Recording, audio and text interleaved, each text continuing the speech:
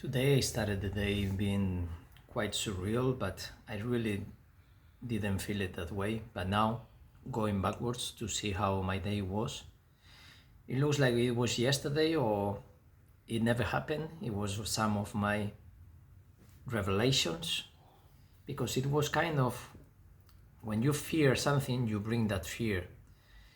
But in a way, I was thinking if I have to be paralyzed in a motorcycle accident, I think that yesterday being high, then that should be it. Just like being blind and being deaf, how you develop other feelings, senses that we don't even know they exist, but it is connecting all these things that I'm feeling today and I was feeling yesterday. But today I have smoked now, and I'm seeing everything from the same perspective I was seeing it yesterday. But today I was feeling something really strange from my other perspective. But the whole thing, I don't know, and now I regret about smoking because I would like to know more about Jesus dealing with that thing.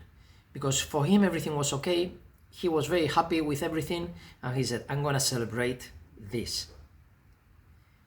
And then here I am the celebration. But he was celebrating it really, really, really amazing, sharing everything. Even in that moment, the only real problem that I was thinking about was the police. That would have been a really bad thing, but probably another amazing experience, but who knows? We are in Vietnam, you know? So I was thankful from the very first moment that the police was not going to come, and I don't know if the guy is going to scam me or not. I was talking from my heart, saying I'm on a low budget trip, etc., etc., etc. He was very pissed off, 30 years old, brand new car, 30 days old, my God.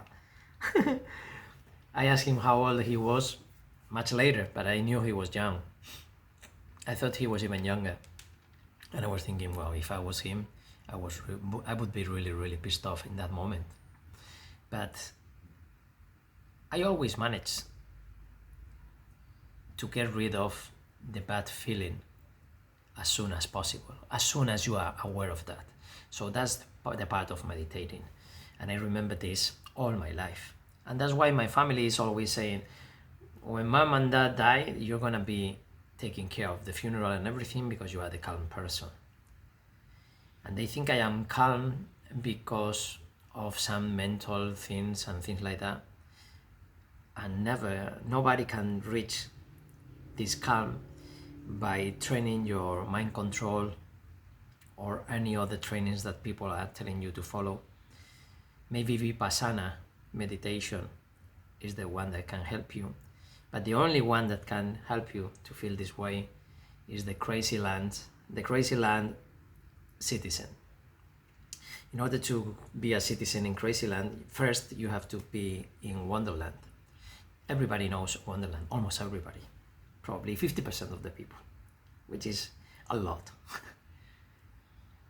So that Wonderland is in the Alice in Wonderland book is an altered state of mind. It can be with or without drugs. It can be, and then in there we are reducing people. Then we go to easy land and then to crazy land. Once you become this crazy person, it's easier to connect with easy land without drugs. You can go to easy land without drugs. I've been in easy land all my life.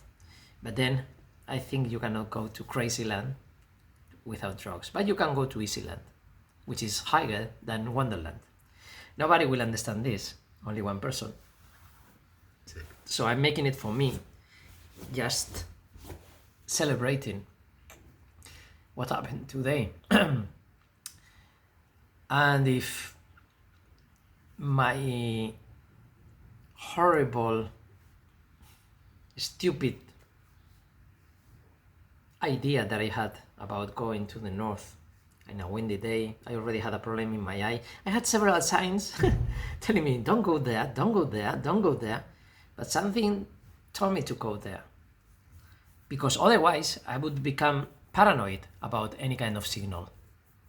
So I say, okay, something's gonna happen. Whatever is gonna happen, maybe something that looks really nice. I'm gonna find the best, the sexiest woman on earth, naked there, waiting for me at the beach, in a paradise beach. That could be the thing. And then I would have to search what was the meaning of that, because it was not that just to have a fantasy realized. So even the most positive or the most negative, like being on a wheelchair, would be a sign that I wanted to experience. But am I really into that? I don't know. I let it flow. And I am very happy that I learned the worst lesson, but not experiencing the worst one. The worst one would be like, hey, you are on the path and go to the wheelchair. And that's the Jesus that you have to meet, because you already met the Jesus who didn't have the accident here in Thailand. When I was visualizing myself having this accident, visualizing myself living in Thailand. But then I had the accident, I went to hospital, and my life changed. Just like every minute of our lives, our life is changing. If instead of hitting a car today, for whatever reason the other car hit me, and maybe I'm on a wheelchair or dead, then my life would have changed forever. Then I hit this man's car, and he was so pissed off, and I was so sorry for everything, because I'm not skilled enough to ride a scooter with a crazy traffic in Vietnam. I was very happy, enjoying the road, going to the waterfalls, to the beach, doing a lot of kilometers. I was the happiest person, feeling free. But I knew one thing is riding a bike, like my mountain bike, and all my life my mountain bike, I was off-road for this reason. Because people, you cannot trust on people. And in this case, it was part of this traffic craziness plus my lack of skills with the scooter. I knew in a dangerous moment, I would know what to do in a dangerous moment. Whatever, I'm not gonna kill myself, because I could go to the maximum speed when I feel that I can go to this maximum speed, that is with 3 lanes, no cars, no nothing. Otherwise, I wouldn't, and then just for 50 meters, going to the top. But then I was always very aware of everything, because I knew I had to be that way, because I'm not used to that. So the learning experience is that I went through the worst experience, that could be like a wheelchair, not being there, and I only paid 147 euros to learn this. But I learned it as a very private lesson to myself from a higher teacher. That I don't know if it is me higher or someone else higher or a board of wise men, and I don't care. I am just grateful. And mosquitoes keep beating me. Yeah, I'm very grateful. So this is not what I wanted to say. I wanted to say many other things about how happy I feel about. It's like, yeah, many times people are talking about the guardian angel. I don't know if that is the right translation of the Ángel de la Guarda. I never believed in anything that means angels. I don't believe in angels, I don't believe in Jesus Christ, I don't believe in all these religious things. But there is an angel guard, and it's your higher conscious being. And I was writing before that the more rational you are, the least connected you are with your higher being. So whenever you are removing barriers, breaking all these barriers, and breaking the fears can be barriers, can be signals and barriers, and some barriers can be signals as well. So everything can be a signal or a barrier. But I never want to follow a signal in a way that human people would understand it. So I'm waiting to feel something, and if it doesn't tell me anything as feeling it, I continue. I don't change my direction. And if it makes me change my direction, which can be anything, could be just stopping and dancing, and maybe I'm staying there 3 minutes and I am learning something or just avoiding something in the future. I don't know. But I do whatever I don't know what it means, but I just let it flow all the time. And I feel absolutely connected with the biggest, best reality than any realities that we can even imagine and project for ourselves. It's much better to, if you don't feel like doing anything, don't do anything. If you feel like dancing, dancing. If you feel like breathing, breathe.